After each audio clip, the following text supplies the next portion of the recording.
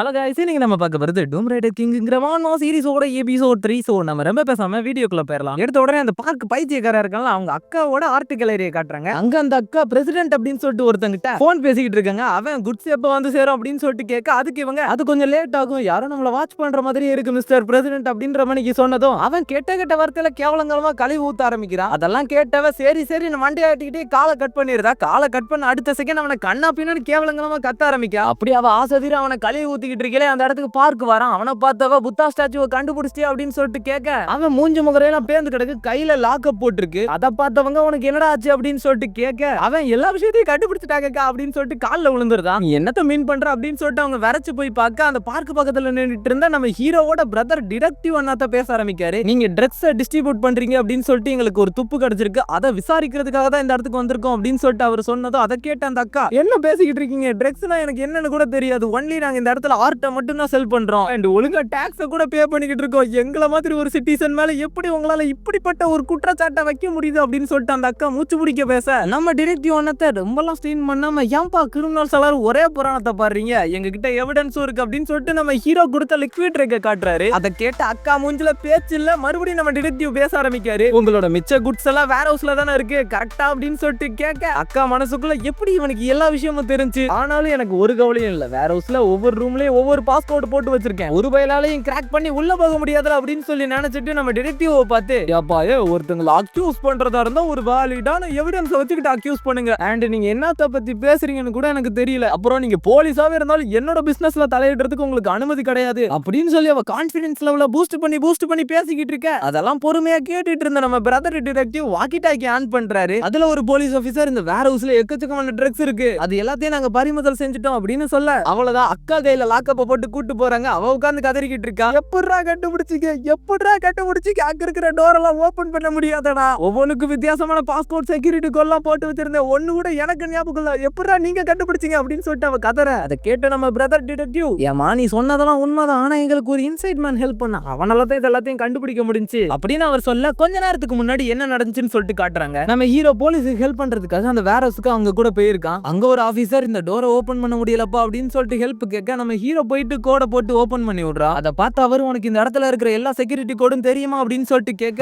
ஆமா எனக்கு தெரியும், நான் எல்லா கோடையும் மெமரைஸ் பண்ணி வச்சிருக்கேன் அப்படின்னு சொல்றான். அப்பெல்லாம் நம்ம ஹீரோ மனசுக்குள்ள, எனக்கு இருக்கிற ஒரே ஒரு டேலண்ட், என்னால மெமரைஸ் பண்ணி எல்லா விஷயத்தையும் வச்சுக்க முடியும், அந்த ஒரு காரணத்தினாலதான் என்னை வேலையை விட்டு போக விடல இந்த இடத்துல இருந்தவங்க. ஃபர்ஸ்ட் இந்த இடத்துக்கு நான் வேலைக்கு வந்தப்போ ஒவ்வொரு டோருக்குமே ஒவ்வொரு வித்தியாசமான கோட்ஸ் இருந்துச்சு, எல்லா வாட்டியும் பாஸ்கோட்ஸை பார்த்து போட முடியாதுன்ற ஒரே ஒரு காரணத்தினால இருக்கிற எல்லா கோடையும் நான் மனப்பாடம் பண்ணிட்டேன், அது எனக்கு இவ்வளவு ஹெல்ப்ஃபுல்லா இருக்க போகுதுன்னு நான் நினைச்சே பார்க்கல. அப்புறம் எனக்கு ரிவார்ட் மணியும் கிடைக்க போகுது, பணம் கிடைச்சதுக்கு அப்புறம் ரிலீக்ஸை தேடுற வேலையை ஆரம்பிக்கணும் அப்படின்னு சொல்லிட்டு நம்ம ஹீரோ யோசிச்சுக்கிட்டு இருக்க பக்கத்துல போலீஸை பார்த்தா அங்க இருக்கிற ஸ்டாச்சுக்குள்ள இருந்து எக்கச்சக்கமான ட்ரக்ஸை கண்டுபிடிக்க ஆரம்பிக்காங்க. கண்டுபிடிச்சவங்க நம்ம ஷூவை பார்த்து, நீ எங்களுக்கு பெரிய உதவி செஞ்சிருக்க அப்படின்னு சொல்லி நன்றி சொல்ல, அதை கேட்ட நம்ம ஹீரோ, அது என்னோட கடமை அப்படின்னு சொல்லிட்டு அவங்க கிட்ட ஒரு ஃபேவர் கேட்கான். இப்போ ஆர்ட் கேலரியை கட்டுறாங்க. நம்ம பிரதர் டிடெக்டிவ் ஜியா உங்களுக்கு வேர் ஹவுஸ்ல இருந்து போலீஸ் கால் பண்ணி, உங்க பிரதர் உங்ககிட்ட பேசணும்னு சொல்றாரு அப்படின்னு சொல்லிட்டு சொன்னதும், ஓகே ஷூ என்கிட்ட பேசணும்னு சொல்றானா அப்படின்னு சொல்லி நம்ம ஹீரோ கிட்ட பேசுறாரு. அப்படி என்ன நம்ம ஹீரோ பேசினான்னு தெரியல. உடனே நம்ம டிடெக்டிவ் அந்த பாஸ் லேடியை ஸ்டாப் பண்ணி, எங்க இன்சைட் மேன் உங்ககிட்ட பேசணும்னு ஆசைப்படுறான் அப்படின்னு சொல்லி காத்துக்கிட்ட போய் போனை காட்டுறான். நம்ம ஹீரோ பாஸை காட்ட, சுருக்கம் விழுந்த சொர்ணாக்கா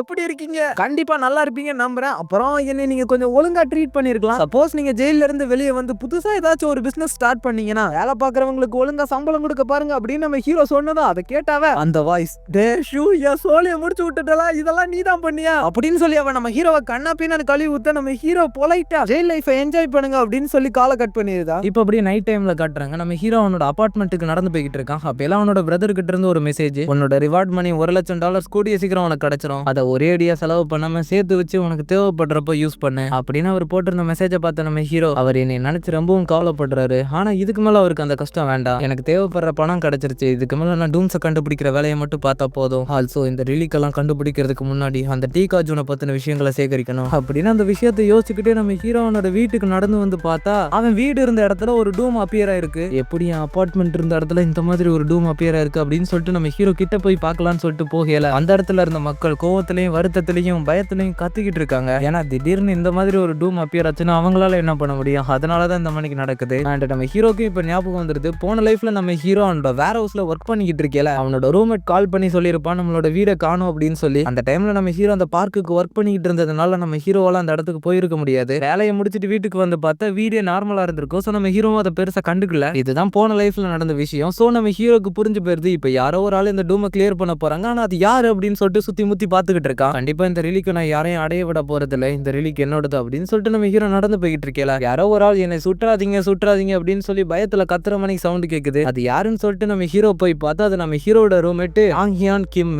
அந்த டாங் ஹியான் கிம் இதான் அவனோட பேரு. ஜாப்பனீஸ் மாங்கால கூட பேரெல்லாம் புரியுற மாதிரி வச்சிருப்பாங்க. இந்த கொரியாக்காரங்க என்ன பேர் வைக்கிறாங்கன்னு புரிய மாட்டேங்குது, வாயிலே நுழைய மாட்டேங்குது. ஸோ அப்பப்போ பேரை மட்டும் தப்பா சொல்லிட்டேன்னா மன்னிச்சுக்கோங்க. சரி ஓகே, நம்ம இப்ப கதைக்கு வருவோம். அங்க ஒரு சோல்ஜர் நம்ம ஹீரோ ரூம்மேட்டை பார்த்து கண்ணை நீட்டிக்கிட்டே அங்க இருக்கிற எல்லாத்தையும் பார்த்து என்னை பார்த்தா உங்களுக்கு ஜோக்கர் மணிக்கு தெரியுதா, சும்மா கண்ணா பின்னான்னு கேள்வி கேட்காம நான் என்ன சொல்றேனோ அதை மட்டும் பண்ணுங்க அப்படின்னு சொல்லிட்டு இருக்கான். அதை பார்த்து நம்ம ஹீரோ அந்த சோல்ஜரோட வாயில போய் ஒரு எத்திட்டு என்ன தைரியம் இருந்தா சிவிலியனை பார்த்து கண்ணை நீட்டுவேன் அப்படின்னு சொல்லி அவனை பார்த்து காத்திட்டு நம்ம ஹீரோ அவனோட ரூம்மேட்டை பார்த்து நான் ப்ரோ பார்த்து ரொம்ப நாள் ஆச்சு எப்படி இருக்கு அப்படின்னு சொல்லிட்டு கேட்கான். அப்பெல்லாம் அந்த சோல்ஜர் இரும்பிக்கிட்டே கஷ்டப்பட்டு கண்ணை திறக்க நம்ம ஹீரோ அவனை பார்த்து எப்பயாச்சும் உனக்கு புத்தி வந்துச்சா அப்படின்னு சொல்லிட்டு கேட்க அதுக்கு அவன் என்னைய மன்னிச்சிருங்க நான் கொஞ்சம் ரொம்பவும் கோவப்பட்டுட்டேன் அப்படின்னு அவன் சொல்ல. அதுக்கு நம்ம ஹீரோ ஃபர்ஸ்ட் எனக்கு ஒரு விஷயத்த சொல்லு, எதுக்காக இந்த இடத்துக்கு மிலிட்ரி வந்திருக்காங்க, பொதுவா இந்த மாதிரி சுச்சுவேஷன் எல்லாம் போலீஸ் தானே ஹேண்டில் பண்ணுவாங்க அப்படின்னு சொல்லி கேட்டவன் மனசுக்குள்ள கண்டிப்பா இந்த இடத்துல ஏதோ ஒன்று தப்பா இருக்கு, அதனாலதான் மிலிட்ரி எல்லாம் வந்திருக்காங்க, ஒருவேளை மிலிட்ரிக்கும் கவர்மெண்ட்டுக்கும் தூம் சவத்தின விஷயங்கள் தெரிஞ்சிருக்குமோ அப்படின்னு சொல்லி நம்ம ஹீரோ மனசுக்குள்ள நிறைய விஷயத்த யோசிச்சுட்டு அவனை பார்த்து நீங்க எல்லாரும் அந்த டூமுக்குள்ள போறதுக்கு ட்ரை பண்றீங்களா அப்படின்னு சொல்லிட்டு கேட்க அதுக்கு அவன் அதெல்லாம் சொல்ல முடியாது சார், அது கிளாசிஃபைடு இன்ஃபர்மேஷன் அப்படின்னு சொன்னதும் அதுக்கு நம்ம ஹீரோ நான் இந்த இடத்துல வாழ்ந்துகிட்டு இருக்கேன், என்னோட அப்பார்ட்மெண்ட்டுக்கு முன்னாடி எக்கச்சக்கமான சோல்ஜர்ஸ் கண்ணோட நின்னுகிட்டு இருக்காங்க, ஸோ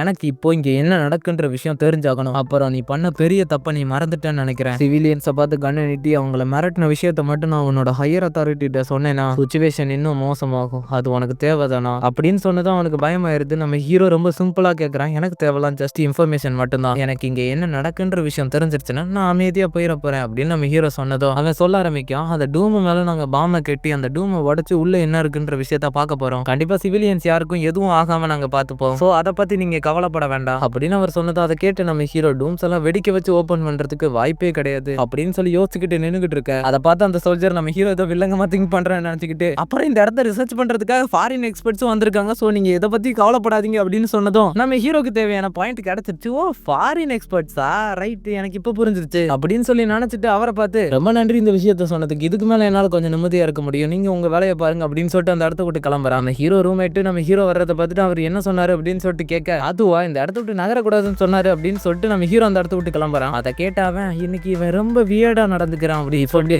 பண்ணி அந்த டூமுக்கு பக்கத்துல லெண்டா வாக்கர் அப்படின்னு சொல்லிட்டு ஒருத்தங்களை காட்டுறாங்க. இவங்க ஒரு அமெரிக்கன் CIA ஏஜென்ட். அவங்க ஒருத்தனுக்கு கால் பண்ணி உண்மையிலேயே இந்த டூம்ஸை பத்தின விஷயங்கள் கொரியன் கவர்மெண்ட்டுக்கு தெரியாதா அப்படின்னு சொல்லி கேட்க அதுக்கு அவனுக்கு கண்டிப்பா தெரியாது, எதுக்காக இந்த விஷயத்தை திரும்ப திரும்ப என்கிட்ட கேட்டுக்கிட்டே இருக்கு அப்படின்னு சொல்லிட்டு கேட்க அதுவா அதுக்கான காரணம் இந்த இடத்துல எக்கச்சக்கமான சோல்ஜர்ஸ் அவங்க அனுப்பி வச்சிருக்காங்க, அதனாலதான் கேட்க. அதை கேட்டு அந்த கால்ல பேசிக்கிட்டு இருக்கவன் அதுக்கு நம்ம தேங்க்ஸ் தான் சொல்லணும், அவங்க நமக்கு கோஆபரேட் பண்றாங்க அண்ட் இந்த மாதிரி கொஸ்டின்ஸ் எதுக்கு மேல கேட்காத, அந்த இடத்துல இருக்கிற சில பேருக்கு கண்டிப்பா இங்கிலீஷ் தெரியறதுக்கு வாய்ப்பு இருக்கு, சரி அதெல்லாம் விடு, மிஷினோட ப்ராக்ரஸ் எப்படி போய்கிட்டு இருக்கு அப்படின்னு சொல்லிட்டு அவன் கேட்க அதுக்காக அது எல்லாமே சரியா தான் போய்கிட்டு இருக்கு, இன்னும் கொஞ்ச நேரத்துல இந்த இடத்த வெடிக்க வைக்க ஆரம்பிச்சிருவோம், ரொம்ப நல்ல விஷயம், டூம்ஸை பத்தி நான் முடிஞ்ச அளவுக்கு இன்ஃபர்மேஷனை கலெக்ட் பண்ணு அண்ட் முடிஞ்ச அந்த ரிலிக்கையும் எடுத்துட்டு வந்துரு, புரிஞ்சுச்சா அப்படின்னு சொல்லிட்டு கேட்க புரிஞ்சுது அப்படின்னு சொல்லிட்டு அவளும் காலை கட் பண்றா. அந்த இடத்துல இந்த எபிசோட் முடியுது. சரி ஓகே கைஸ், கண்டிப்பா இந்த எபிசோட் உங்களுக்கு பிடிச்சிருக்கும் நம்புறேன். பிடிச்சிருந்துச்சுன்னா மறக்காம நம்ம சேனலை சப்ஸ்கிரைப் பண்ணிட்டு ஒரு லைக் அண்ட் கமெண்ட் போட்டு கூடவே ஹை பாயிண்ட்ஸ் உங்களால முடிஞ்சுன்னா கொடுத்துட்டு போங்க. நான் உங்களை டுமாரோ பார்க்குறேன். டாடா பை பாய், குட் பாய் கயா.